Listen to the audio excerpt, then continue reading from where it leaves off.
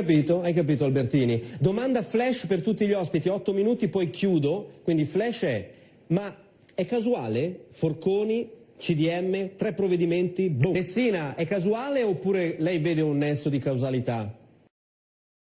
Sicuramente c'è un nesso di causalità, però mi sembra un intervento tardivo e soprattutto poco incisivo.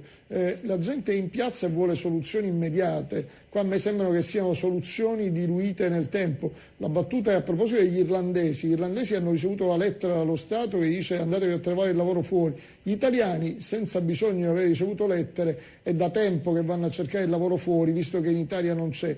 Anche quello che si diceva prima, poi abbiamo sorvolato su quell'argomento perché siamo passati agli italiani furbi, no?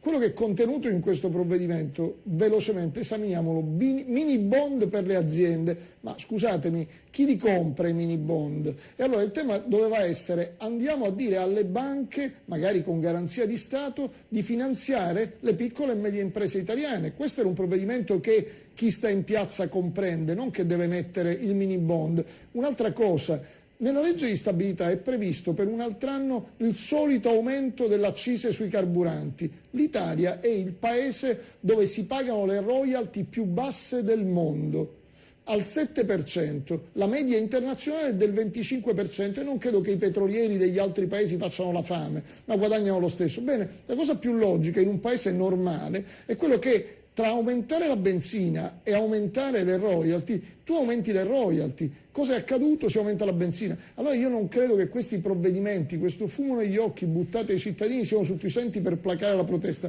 O si interviene seriamente con provvedimenti immediati che riportino nelle tasche dei cittadini i soldi, oppure francamente questa intervenire così è tardivo e sterile. Non sottovaluterei però l'importanza dei mini bond, perché inverte completamente il rapporto impresa-banca, perché in un prestito è la banca che presta i soldi all'impresa, con il mini bond è l'impresa che emette un titolo di debito, certo, e fa vantare alla banca un credito, quindi è più facile che la banca sottoscriva. Qualcuno deve comprarlo, ma il mini bond qualcuno deve comprarlo. Certo, è verosimile che possano essere...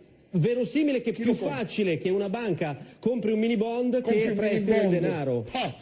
Guardi, se la troviamo insieme ci diamo notizie.